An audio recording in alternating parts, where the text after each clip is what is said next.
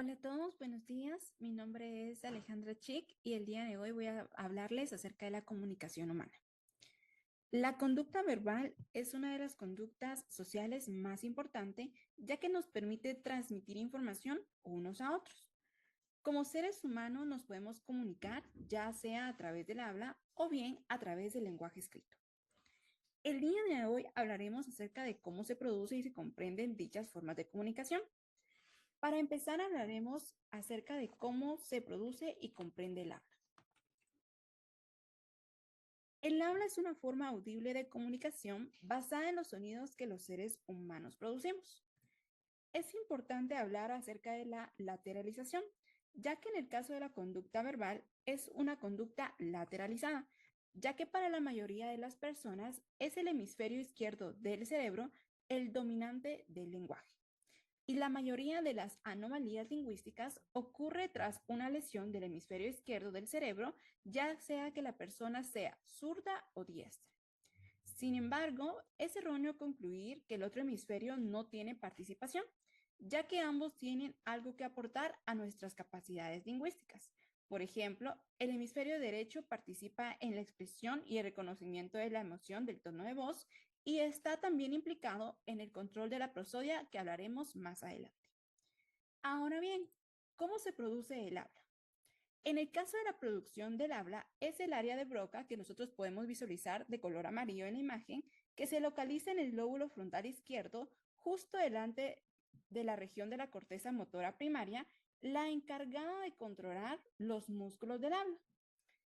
En esta región se hallan los recuerdos de la secuencia de movimientos musculares que producen las palabras, cada uno de los cuales está conectado con su equivalencia auditiva en las regiones posteriores del cerebro.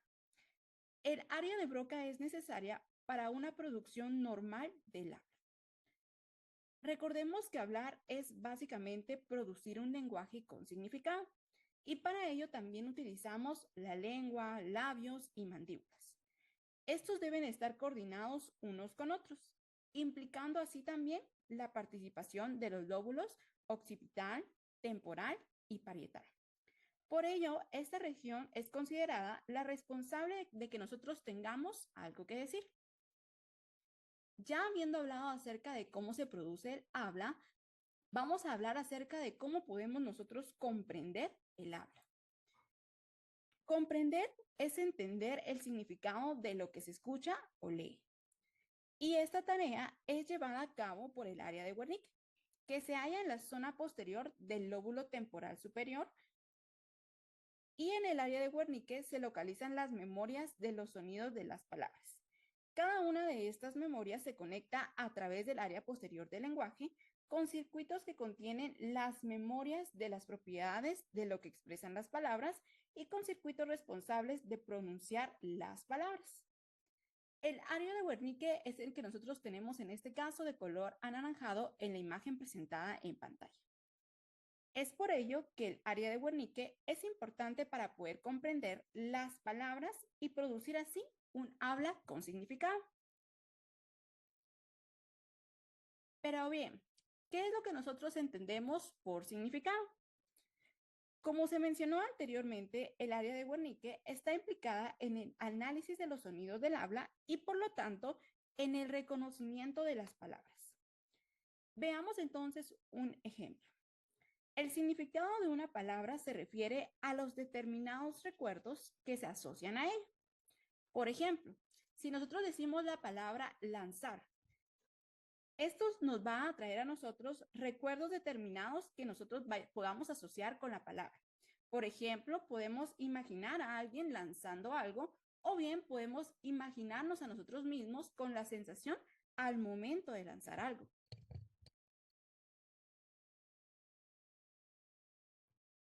Estos recuerdos no se almacenan en las áreas primarias del habla, sino en otras partes del cerebro, específicamente en las regiones de la corteza asociativa. En el cerebro tenemos al menos dos tipos de entrada. Tenemos las entradas auditivas y tenemos también las entradas visuales. Es decir, que nosotros podemos buscar una palabra atendiendo ya sea a cómo suena o bien a cómo se ve en el caso de la escritura. Pero bien, ¿cómo es posible que nosotros logremos entender el significado de una palabra únicamente al escucharla? Para ello vamos a visualizar la imagen que nosotros tenemos en pantalla y el proceso es el siguiente. Lo primero es reconocer la secuencia de sonidos que constituyen la palabra, es decir, reconocer la palabra que nosotros estamos oyendo. Como se mencionó con anterioridad, esto es llevado a cabo a través del área de Wernicke. Luego de que nosotros ya realizamos el reconocimiento a través del área posterior del lenguaje, que es el que tenemos nosotros de color rojo en la imagen, se va a conectar el área de Wernicke con los circuitos neurales que contienen los recuerdos que van a constituir al significado. Estos significados que nosotros tenemos se encuentran como memorias en las áreas sensitivas de asociación. Las flechas negras que nosotros podemos visualizar en la imagen representan la comprensión de las palabras, es decir, la activación de memorias que corresponden al significado de una palabra, y las flechas de color rojo que podemos visualizar representan la traducción de los pensamientos o recuerdos a palabras que luego se trasladarán al área de Broca para producir así el habla. Ya habiendo explicado cómo se lleva a cabo la producción y comprensión del lenguaje, hablaremos acerca de las consecuencias que puede traer si se dañan alguna de las áreas descritas con anterioridad. Vamos a hablar primero acerca de lo que es la afasia de Broca. Este se produce por el daño en el área de Broca, afectando la capacidad para hablar, caracterizándose por un habla lenta, con esfuerzo y no fluido. Las personas que tienen este tipo de afasia pueden comprender el habla mucho mejor de lo que pueden producirlo, ya que el área de Broca contiene los recuerdos de la secuencia de los movimientos musculares necesarios para articular palabras. La parte posterior de los hemisferios cerebrales tienen algo que decir, pero la lesión en el lóbulo frontal les dificulta expresar los pensamientos. Vamos a observar en este caso un video en el cual se puede notar a una persona con afasia de Broca. Observemos entonces el siguiente video.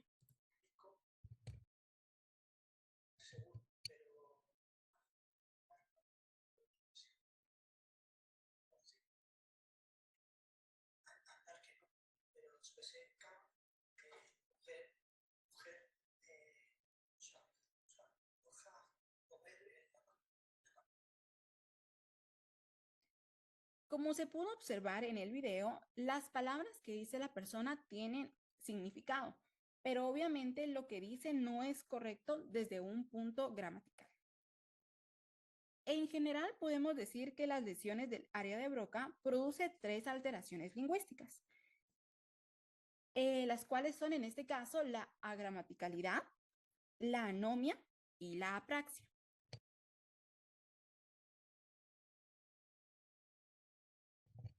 Hablaremos ahora acerca de la primera, que es la agramaticalidad. Esta se refiere a la dificultad de un paciente para usar construcciones gramaticales.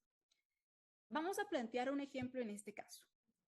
Si se le pide a un paciente que tenga este tipo de dificultad, que señale la imagen del caballo da una patada a una vaca, el paciente va a tener dificultad para señalar la imagen correcta, es decir, que se le va a dificultar poder decir si es la imagen superior o la imagen inferior la que realiza la acción que nosotros le estamos solicitando. Esto nos permite concluir que el área de Broca interviene en el aprendizaje de las reglas gramaticales, especialmente las compuestas. Por otra parte, tenemos lo que es la anomia. Esto se refiere a una dificultad para encontrar o recordar palabras, y este se considera uno de los síntomas principales de todas las formas de afasia. Es importante mencionar que otra región que desempeña una función decisiva en el control de la articulación del lenguaje es la circunvolución precentral de la insulina del hemisferio izquierdo, que se localiza en en la zona lateral del hemisferio cerebral que se encuentra tras el polo anterior del lóbulo temporal. Y esta región se halla oculta y solo puede verse si se retira el lóbulo temporal.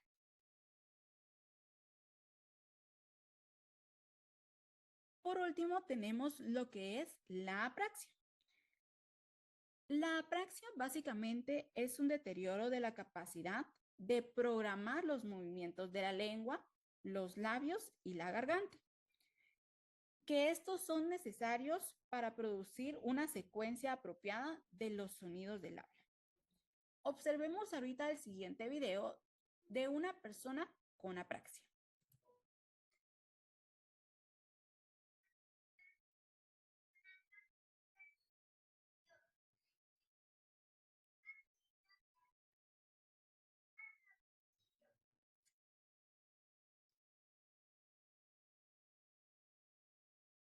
Según investigaciones, se ha encontrado que pronunciar palabras también activa la región anterior de la insulina izquierda.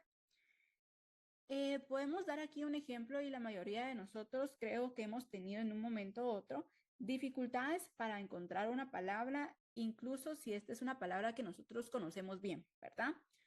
Este tipo de fenómeno es conocido como el fenómeno de la punta de la lengua. Y según estudios, las personas que tienen a menudo este tipo de fenómeno es debido a que tienen menos cantidad de sustancia gris en la corteza de la insulina izquierda. Ahora vamos a hablar acerca de las dificultades que pueden producir el daño en el área de Wernicke. Vamos a ver en este caso lo que es la afasia de Wernicke. Esto se debe a un daño cerebral en el área de Wernicke, como se mencionó con anterioridad, y las principales características son una comprensión deficiente del habla y una producción de lenguaje carente de significado. Vamos a observar en el siguiente video a una persona con este tipo de afasia.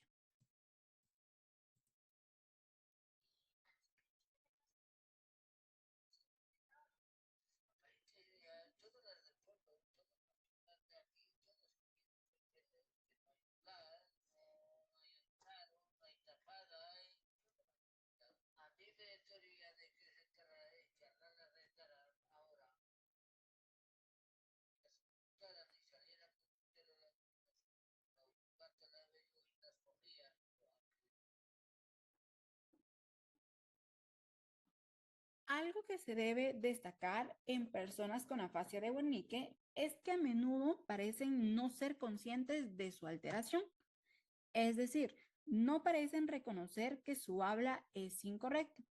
Y esto puede ser tal vez debido a que sus dificultades de comprensión les impiden darse cuenta de que lo que dicen y lo que oyen no tiene sentido. La afasia de Wernicke, al igual que la afasia de Broca, parece consistir en realidad en varias alteraciones.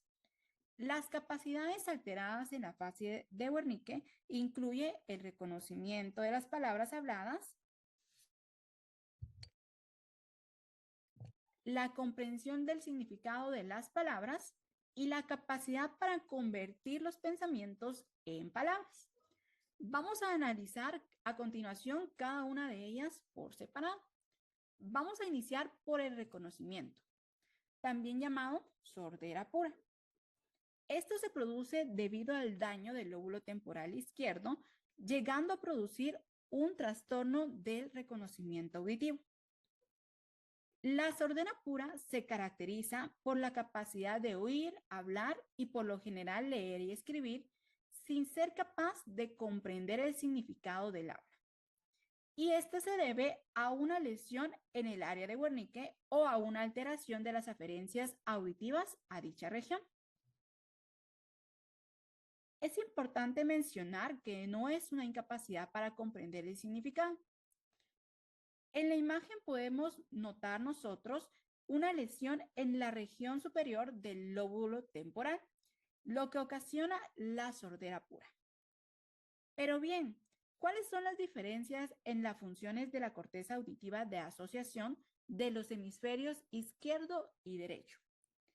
El hemisferio izquierdo está principalmente implicado en valorar el desarrollo cronológico de los componentes de sonidos complejos que cambian rápidamente, mientras que el hemisferio derecho está encargado de valorar los componentes que cambian más lentamente, incluyendo la melodía. Y es importante mencionar que el aspecto más decisivo para comprender el habla es el ritmo, no el tono, ya que la mayoría de personas podemos nosotros entender y reconocer las palabras, no importando si están expresados ya sea en un tono grave en el caso de los hombres o en un tono agudo en el caso de las mujeres o los niños. Vamos a ver el segundo punto, que es la comprensión o la fascia sensitiva transcortical. El área posterior del lenguaje incluye la región que rodea la parte posterior de la cisura lateral, cerca de la confluencia de los lóbulos temporal, occipital y parietal. En el caso de la comprensión, el área posterior del lenguaje tiene un papel importante, ya que funciona como un lugar de intercambio de información entre la representación auditiva de las palabras y los significados de esas palabras almacenados como los recuerdos en las demás áreas de la corteza sensitiva de asociación. Una lesión restringida en el área posterior del lenguaje que aísla el área de Wernicke del resto del área posterior del lenguaje produce un trastorno conocido como la fascia sensitiva transcortical. Y esto se debe a la conexión directa entre el área de Wernicke y el área de Broca permite a pacientes con afasia sensitiva transcortical repetir palabras que no puede comprender. Por ello podemos concluir que la afasia de Wernicke está formado por los de la sordera pura más los de afasia sensitiva transcortical.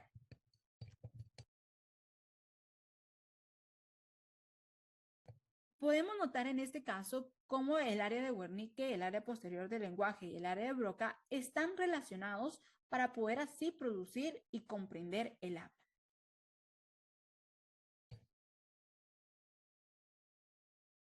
Hablaremos ahora acerca de la repetición o afasia de conducción. El hecho de que las personas con afasia sensitiva transcortical, como se mencionó anteriormente, puedan repetir lo que oye, sugiere que hay una conexión directa entre el área de Wernicke y el área de Broca. Esta conexión es el fascículo arqueado, que es el que podemos notar nosotros en la imagen. Este es un haz de axones en forma de arco que conecta al área de Wernicke con el área de Broca. El fascículo arqueado transmite información sobre los sonidos de las palabras, pero no sobre su significado. Su lesión causa lo que es conocido como la afasia de conducción. La afasia de conducción se caracteriza por la incapacidad de repetir palabras que se escuchan, aunque se conserva la capacidad de hablar normalmente y comprender el discurso de los demás. En la imagen que tenemos nosotros en pantalla se muestra el daño subcortical que originó un caso de afasia de conducción, y esto es debido a una lesión en el fascículo arqueado. Los pacientes con afasia de conducción pueden repetir los sonidos lingüísticos que escuchan solo si dichos sonidos tienen significado. Los síntomas que produce la afasia de conducción indican que la conexión entre el área de Wernicke y el área de Broca parece desempeñar un papel importante en la memoria a corto plazo de las palabras y los sonidos del habla que acaban de escuchar. Hablaremos ahora acerca de la memoria de palabras o bien la afasia anómica.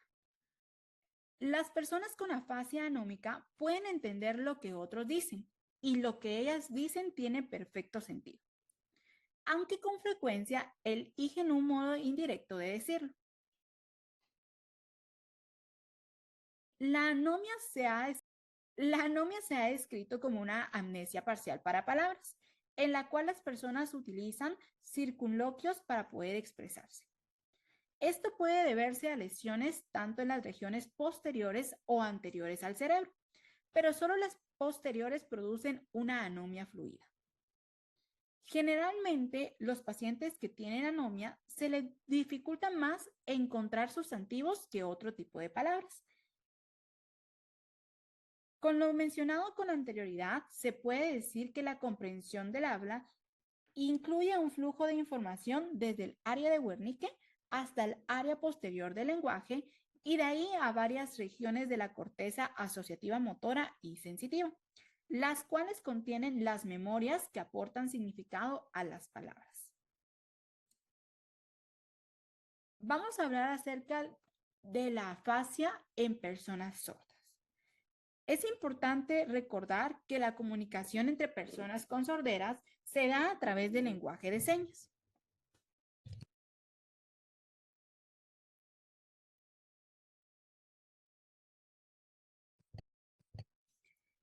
Y según investigaciones que se han realizado, se halló que el área de Broca se activa al observar e imitar movimientos de los dedos.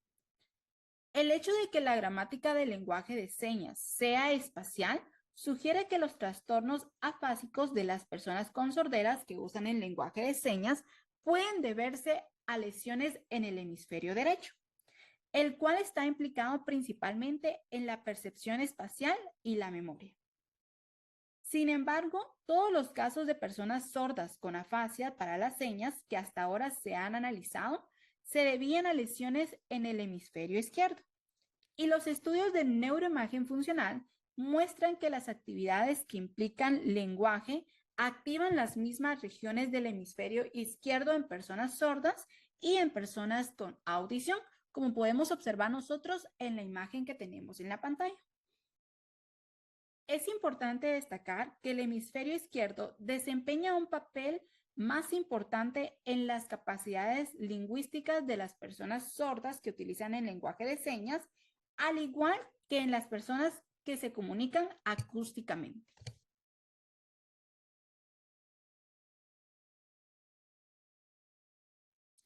Vamos a hablar ahora acerca de la prosodia. Nuestro lenguaje tiene un ritmo. Nosotros ponemos más énfasis en ciertas palabras, por ejemplo, las que tenemos aquí en pantalla. Cuando nosotros hablamos acerca de preguntas, cambiamos nuestro tono, al igual de que cuando hablamos de acerca de exclamaciones. En este caso, las palabras se leerían de la siguiente manera. Hola, ¿cómo estás? Felicitaciones. Nosotros generalmente ponemos más énfasis a ciertas palabras y cambiamos el tono de voz para marcar las frases y para distinguir entre afirmaciones e interrogaciones. Estos aspectos rítmicos, enfáticos y melódicos del habla es lo que nosotros conocemos como la prosodia. La afasia de Wernicke no altera la prosodia, mientras que la afasia de Broca no solamente altera gramaticalmente, sino que también gravemente a la prosodia.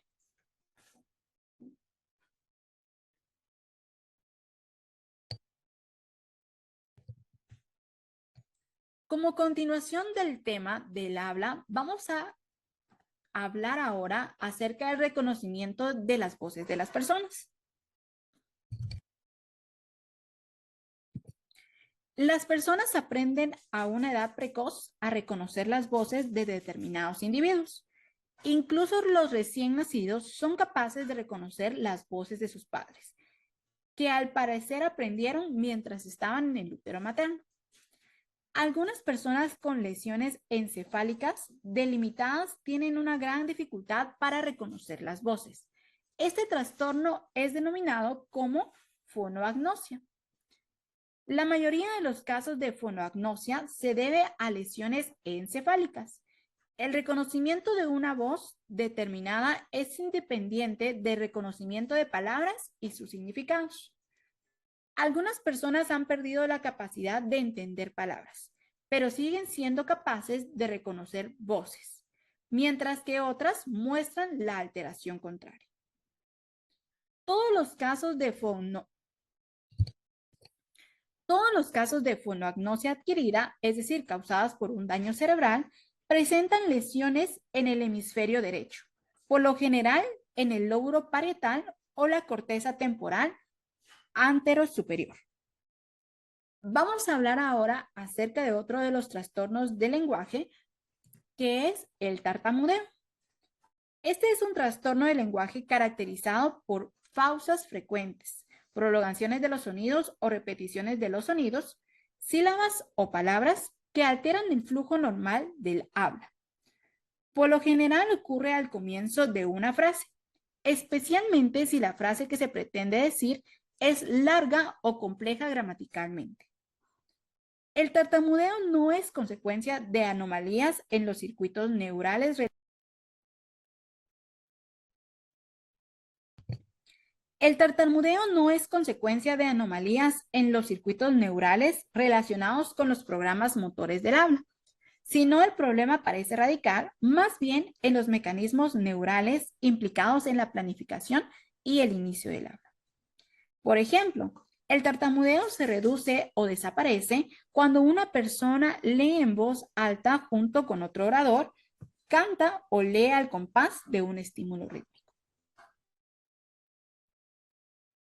Generalmente, las personas que tartamudean suelen tener un exceso de activación del área de Broca en comparación con quienes hablan con fluidez, y también se activan regiones de la insulina que están implicadas en la articulación.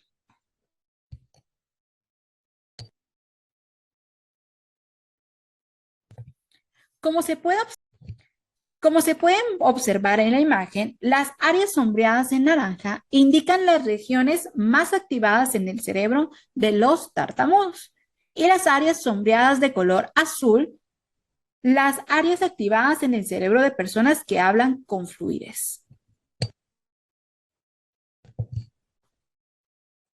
Muy bien. Como se mencionó al inicio, nos podemos comunicar no únicamente a través del habla.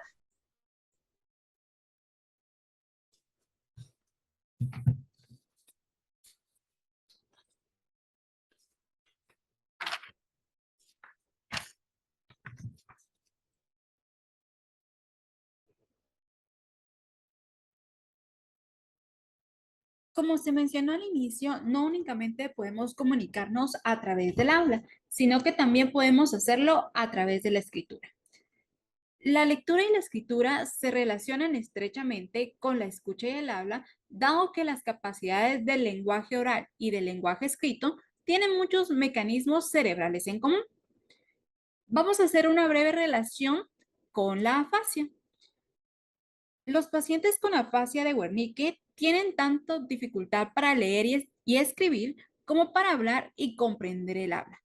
Los pacientes con afasia de Broca comprenden lo que leen, así como pueden entender el habla, pero su lectura en voz alta es, por supuesto, deficiente. Vamos a plantear ahora algunos de los trastornos de lectura, comenzando por la alexia pura. La alexia pura es la pérdida de la capacidad de leer sin que se afecte la capacidad de escribir. Y esto es debido a un daño cerebral.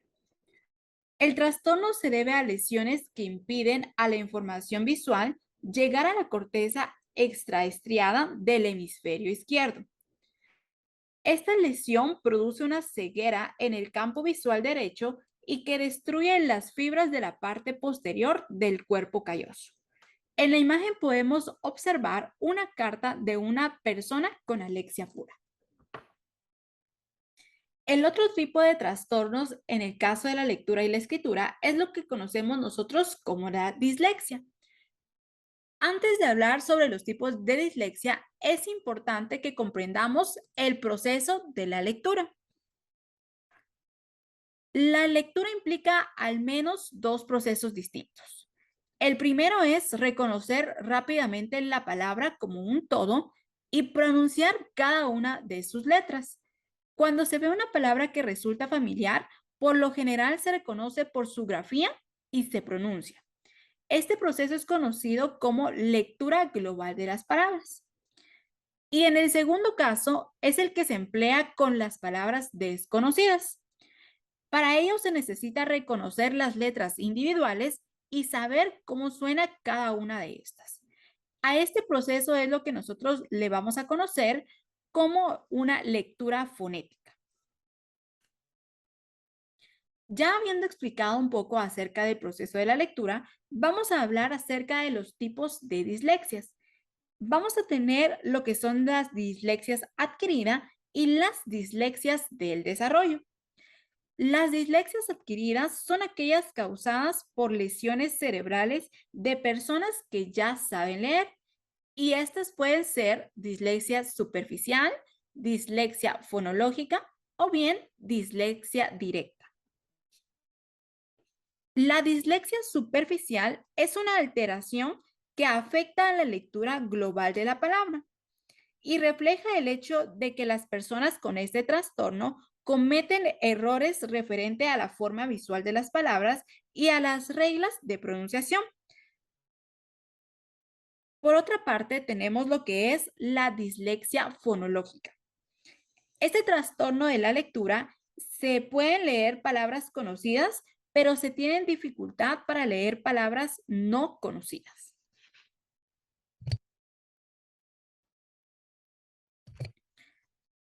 Y por último tenemos lo que es la dislexia directa.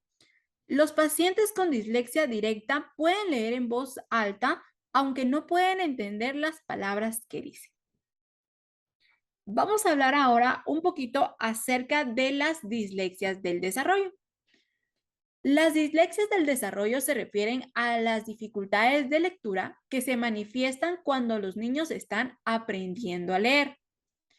Este trastorno de aprendizaje afecta específicamente al lenguaje y según algunos estudios indican que los cromosomas 3, 6 y 15 podrían contener los genes responsables de distintos componentes de este trastorno. La dislexia del desarrollo es un trastorno hereditario que puede implicar un desarrollo anómalo de partes del cerebro que participan en el procesamiento del lenguaje. El cerebro de las personas con dislexia procesa la información escrita de modo distinto a como lo hace el de los lectores competentes. Las personas con dislexia del desarrollo tienen un descenso de actividad en la región occipital. Las personas con dislexia del desarrollo tienen un descenso de actividad en la región occipitotemporal izquierda. Ya hablando un poco acerca de la escritura, es importante entender el proceso de escritura. La escritura se basa en conocer las palabras que van a escribirse, así como la estructura gramatical apropiada de las frases que se van a formar. Por lo tanto, si un paciente es incapaz de expresarse mediante el habla, no sería de extrañar que presentara a sí mismo una alteración de la escritura. A esto es lo que nosotros le conocemos como la disgrafía.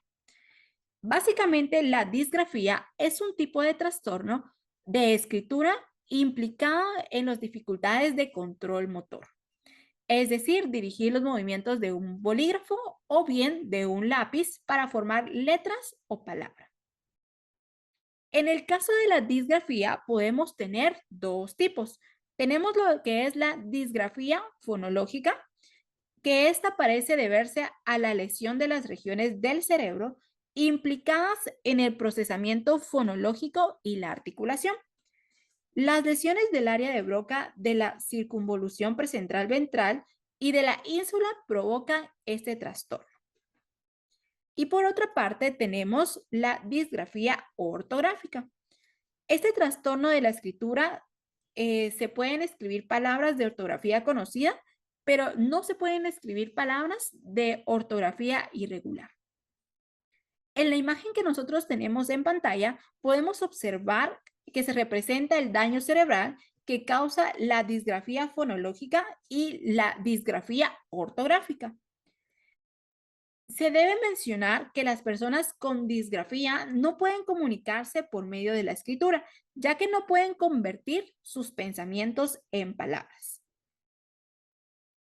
Hasta aquí ha llegado el tema acerca de la comunicación humana. Espero que haya sido de su agrado y hayan logrado comprenderlo. Muchas gracias.